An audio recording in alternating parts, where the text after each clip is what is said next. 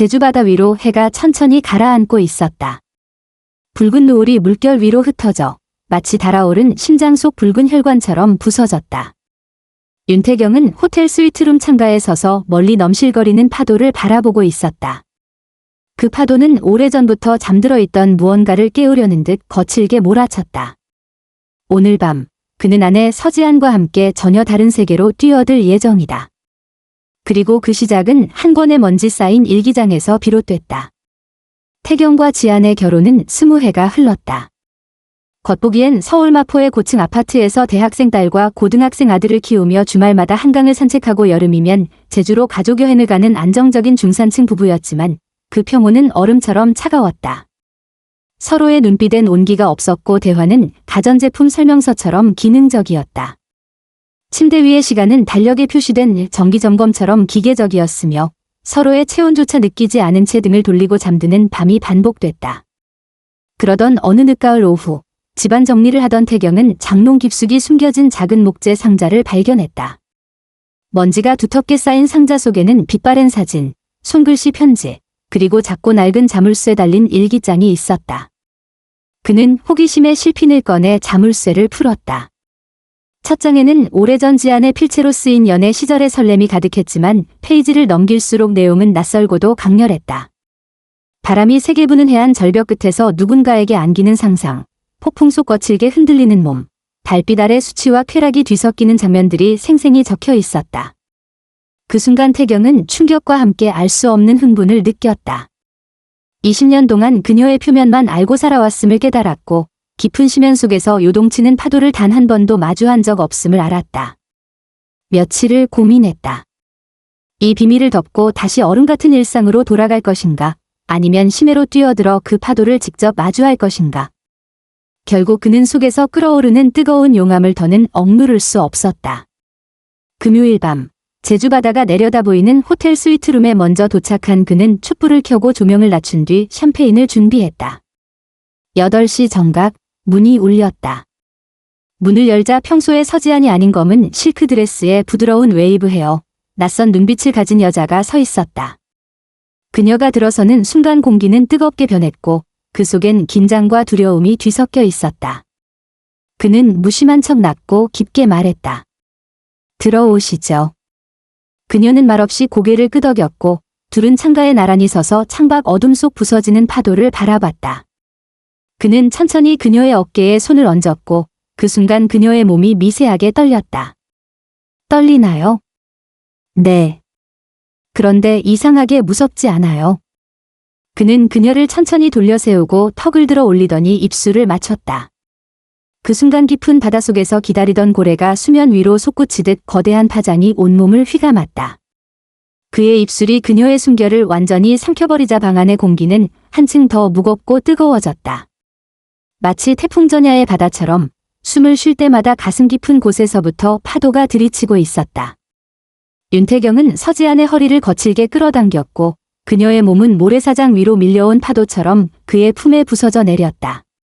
검은 실크 원피스가 그의 손끝 아래서 미묘하게 미끄러졌고 천의 감촉 너머로 그녀의 체온이 서서히 번져왔다. 그는 일부러 동작을 늦추며 그녀의 반응을 살폈다. 지안의 숨소리가 점점 빠르고 얇아졌고 눈빛은 수면 아래서 빛을 쏘는 심해의 불빛처럼 흔들렸다. 오늘 밤 나는 남편이 아니에요. 그의 목소리는 낮게 가라앉아 있었지만 그 안엔 벼락이 치기 직전에 전류 같은 긴장감이 담겨 있었다. 그녀는 고개를 들어 그의 눈을 똑바로 바라보았다. 그럼 지금 내 앞에 있는 사람은 누구죠? 그 질문에 그는 입꼬리를 올리며 대답 대신 원피스 어깨끈을 천천히 내렸다. 매끈하게 드러난 그녀의 어깨는 달빛을 머금은 수면처럼 부드럽고 차가웠다. 그는 입술로 그 곡선을 따라 내려가며 물결이 바위를 깎아내리듯 느릿하고 집요하게 흔적을 남겼다. 지아는 처음엔 억눌린 듯 숨을 삼켰지만 곧 야른 신음이 목구멍에서 흘러나왔다. 그 소리는 한밤중 해변에 부서지는 파도의 숨결 같았다. 그의 손이 허리선을 따라 깊숙이 내려가자 그녀의 몸이 순간 움찔했다. 그만. 속삭임처럼 흘러나온 단어였지만 그 끝은 떨림으로 번졌다. 그는 귓가의 바람처럼 낮게 속삭였다. 진심으로 그만이길 바라요? 아니면 더 원하나요? 대답 대신 그녀의 손이 그의 셔츠 단추를 하나씩 풀어내기 시작했다. 단추가 풀릴 때마다 마치 닫혀있던 항구의 문이 서서히 열리듯 숨겨진 뜨거움이 방 안으로 밀려들었다. 옷이 하나둘 바닥에 떨어지고 두 사람은 마침내 거친 조수처럼 침대 위로 밀려났다. 그의 몸이 그녀 위에 겹쳐졌을 때 그 무게는 억압이 아닌 보호막처럼 느껴졌다. 태경은 그녀의 손목을 부드럽지만 단단히 붙잡고 머리 위로 올렸다. 그 자세에서 그녀의 숨소리는 더 깊고 거칠게 변했다. 그는 시선을 그녀의 눈에서 단 한순간도 떼지 않은 채 파도가 절벽을 덮치듯 거세게 그리고 끊임없이 그녀를 탐했다. 지안의 표정엔 수치심과 해방감이 동시에 번졌다. 그녀는 헐떡이며 간신히 말을 이었다. 더 깊게. 그 순간 그는 자신이 더 이상 남편이 아니라 그녀가 일기장 속에 그리던 낯선 남자가 되었음을 깨달았다. 방 안의 공기는 이미 뜨겁게 끓어올라 숨이 막힐 지경이었고 바깥의 바다조차 이 격정의 파도 앞에선 잔잔해 보였다. 그의 움직임이 깊어질수록 그녀의 몸은 파도에 휩쓸린 조각배처럼 방향을 잃고 흔들렸다. 서지안의 숨소리는 점점 더 거칠어지고 그 속에는 억눌러왔던 갈망이 들끓고 있었다. 윤태경은 그녀의 허리를 강하게 움켜쥐고 마치 해안 절벽에 몰아치는 폭풍우처럼 쉼없이 밀어붙였다. 침대 시트는 바닷바람에 휘날리는 도처럼 구겨지고 두 사람의 피부 위로는 땀방울이 진주처럼 맺혀 빛났다. 그는 한순간도 눈을 떼지 않고 그녀의 표정을 탐했다. 눈동자 속에 번지는 물안개 같은 눈물이 빛을 머금고 있었고 그 아래로 입술은 더 이상 부끄러움이 아닌 순전한 욕망에 떨리고 있었다. 그녀가 숨을 삼키며 신음을 내뱉자 그 소리는 마치 심해에서 터져나오는 고래의 울음처럼 깊고 울렸다. 태경은 그녀의 손목을 한 손으로 제압한 채 다른 손으로는 그녀의 옆구리를 타고 내려가 가장 깊고 은밀한 곳을 지배했다. 그녀의 허리가 저절로 휘어지고 숨이 끊기듯 터져나오는 소리가 방 안을 메웠다. 안 돼. 멈추지 마. 그 목소리는 금이간 댐에서 새어나오는 첫 물줄기처럼 거칠고 절박했다. 그는 숨을 들이마시며 그녀의 귀에 낳고 뜨겁게 속삭였다. 오늘 밤 당신은 파도고 나는 폭풍입니다. 부서질 때까지 맞아줄 거죠? 그의 말에 지아는 눈을 감고 고개를 끄덕였다. 그리고 그 순간 마치 만조의 파도가 절벽을 덮치는 듯 한 번에 깊숙이 파고들었다. 그 충격에 그녀의 몸이 활처럼 휘어올랐고 비명이 파도 끝에 하얀 포말처럼 터져나왔다. 그의 박자는 더욱 거칠고 무자비해졌고 그럴수록 그녀는 오히려 더 크게 몸을 열어젖혔다. 두 사람의 호흡은 폭풍 속 파도와 파도의 충돌처럼 불규칙하고 강렬하게 이어졌다. 마침내 절정은 폭발처럼 찾아왔다. 그녀의 손가락이 그의 어깨를 깊이 파고들었고 온몸이 떨림 속에서 부서졌다. 파도가 절벽에 부딪혀 산산조각 나듯 그들의 몸과 영혼도 그 순간 하나로 부서져 융합됐다. 숨을 몰아쉬는 사이 창밖의 제주바다는 고요를 되찾았지만 방 안은 여전히 뜨겁고 서로의 심장은 파도처럼 계속 뛰고 있었다. 그는 천천히 그녀의 손목을 풀어주고 흐트러진 머리칼을 쓸어 올리며 낮게 속삭였다. 이제 돌아갈 수 없어요. 오늘 밤 우리는 다시 시작했어요. 그녀는 대답 대신 그를 꼭 끌어안았다. 그 포옹은 폭풍이 지나간 뒤 남은 더 단단해진 해안선 같았다. 창문 틈새로 스며든 아침 햇살이 방 안의 남은 열기를 부드럽게 덮었다. 윤태경은 천천히 눈을 떴다. 낯선 호텔의 천장이 시야에 들어오자 지난밤의 모든 장면이 파도처럼 밀려왔다. 옆을 돌아보니 서지아는 이미 깨어 있었고 어젯밤 입었던 검은 실크 드레스를 다시 걸친 채 창가에 서 있었다. 그녀의 어깨 너머로 제주바다의 수평선이 은빛으로 빛났다. 그녀는 두 팔을 가볍게 감싸 안은 채 멍하니 바다를 바라보고 있었고 그 뒷모습엔 여전히 작은 떨림이 남아 있었다. 태경은 침대에서 몸을 일으켜 그녀에게 다가갔다. 하지만 몇 걸음 앞에서 멈췄다. 마치 갑작스럽게 깊어진 바닷속 수온 차이처럼 그녀와 자신 사이엔 여전히 말로 표현하기 힘든 온도 차가 있었다. 일어났어요? 그가 조심스럽게 말을 건네자 지아는 천천히 돌아봤다. 민낯의 얼굴은 다시 익숙한 아내의 모습이었지만 눈빛만큼은 전혀 달랐다. 그 안엔 지난밤의 흔적과 새로운 무언가가 동시에 깃들어 있었다. 그들은 말없이 호텔을 나섰다. 주차장에서 각자의 차에 올라타면서도 인사 한마디 나누지 않았다. 차창 밖으로 스치는 제주 시내의 거리 풍경이 이상하게 멀게만 느껴졌다. 서울로 돌아간 후 며칠 동안 집안의 공기는 전보다 더 무거워졌다. 식탁에서 마주 앉아 밥을 먹으면서도, 거실 소파에 나란히 앉아 TV를 보면서도 두 사람은 서로의 눈을 마주치지 않았다. 아이들은 아무것도 모르는 듯 일상을 보냈지만 부부 사이에는 보이지 않는 벽이 세워진 듯했다. 그러던 어느 늦은 밤, 태경이 서재에서 서류를 정리하고 있을 때 문이 조용히 열렸다.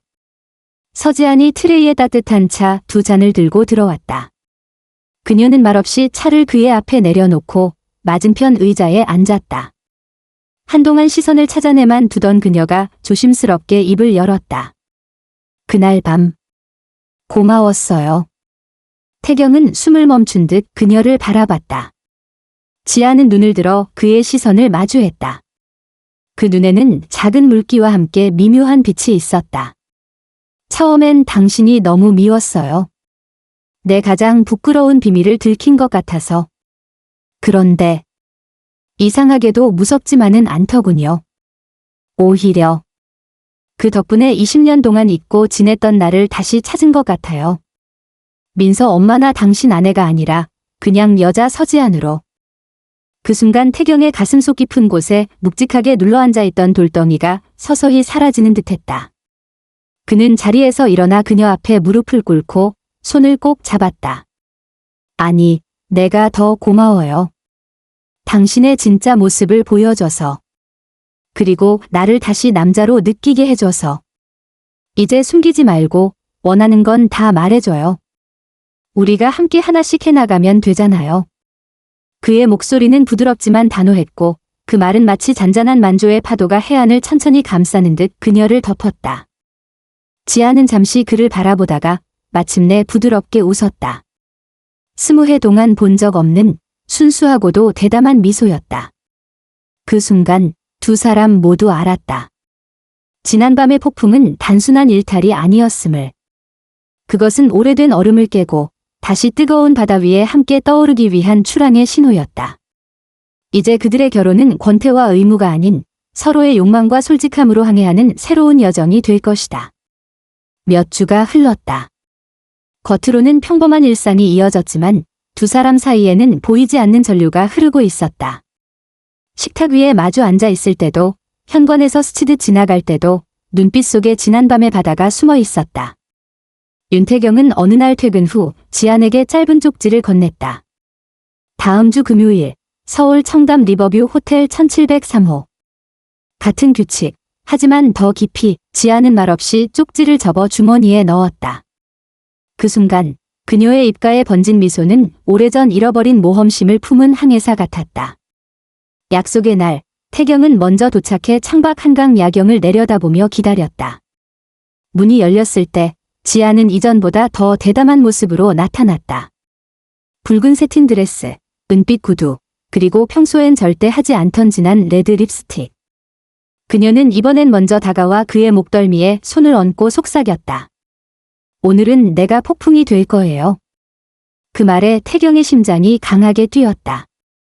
그 밤, 두 사람은 서로의 역할을 번갈아가며 부수고, 다시 세우고, 탐하고, 허물었다. 파도와 폭풍이 뒤엉켜 한계를 시험하듯 그들은 서로의 가장 깊은 욕망을 끝까지 끌어올렸다. 새벽이 다가올 무렵 지아는 그의 품에서 숨을 고르며 말했다. 우린 이제 되돌아갈 수 없어요. 하지만 그게 좋아요. 호텔 창밖, 강 위의 물결이 달빛에 반짝였다. 그리고 이 이야기는 여기서 끝나지 않는다. 이제 그들의 결혼은 사랑과 욕망, 그리고 끝없는 호기심이 만드는 미지의 항로를 향해 나아가고 있었다. 독자 여러분, 당신이라면 이 위험하고도 뜨거운 항해를 계속할 수 있겠습니까? 아니면 차 폭풍이 지나간 지금 닻을 내리고 안전한 항구로 돌아가시겠습니까?